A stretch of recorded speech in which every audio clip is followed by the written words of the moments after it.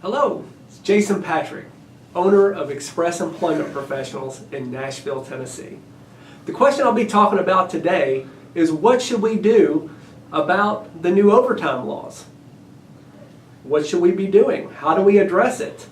Well, I'm going to give you a few tips today on, as a business owner, what I'm doing and hopefully maybe give you some ideas on what you could be doing in your business. So to address the new overtime laws, what are some things that we should be doing? As you know, the new minimum wage for exempt employees has gone from just under $24,000 now up to over $47,000.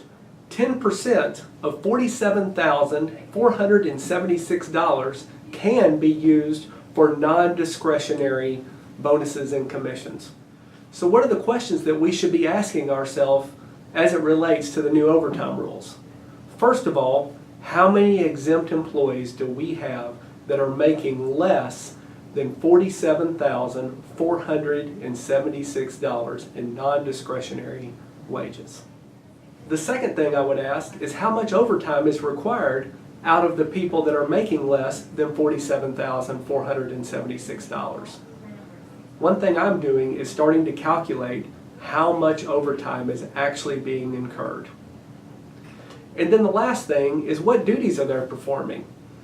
How much of it is going toward revenue generating activities versus how much of it could potentially be outsourced? For instance, if you have an employee that is, in my office, recruiting people but also doing accounting functions, well, the accounting functions is a support that possibly could be outsourced if that is really what's taking up their overtime.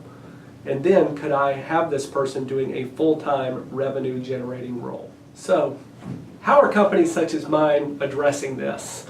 Because it also affects my business. Well, the first thing I'm trying to figure out is, should I pay or should I play?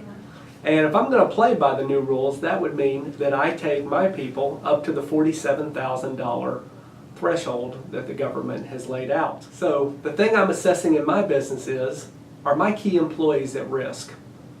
Is this a situation to where the market has now gone to a wage in which people that work for me could be getting a pay raise somewhere else? One of the key decisions that I'm looking at is, are my people totally focused on revenue generating activities, and or are there activities that are support functions that I could outsource for a cheaper wage? Definitely something to think about as it relates to overtime hours. So, what are some immediate things that you could be doing in your business? Hopefully you're taking a look at some of the things that I'm doing, which is number one, assessing which of my employees are below the threshold. Two, what duties are they doing that is causing them to go into overtime? And three, looking at what activities could be outsourced. Thanks for listening. Hopefully this gave you 2 or 3 things to think about as you are assessing what to do inside your business to address the new overtime laws.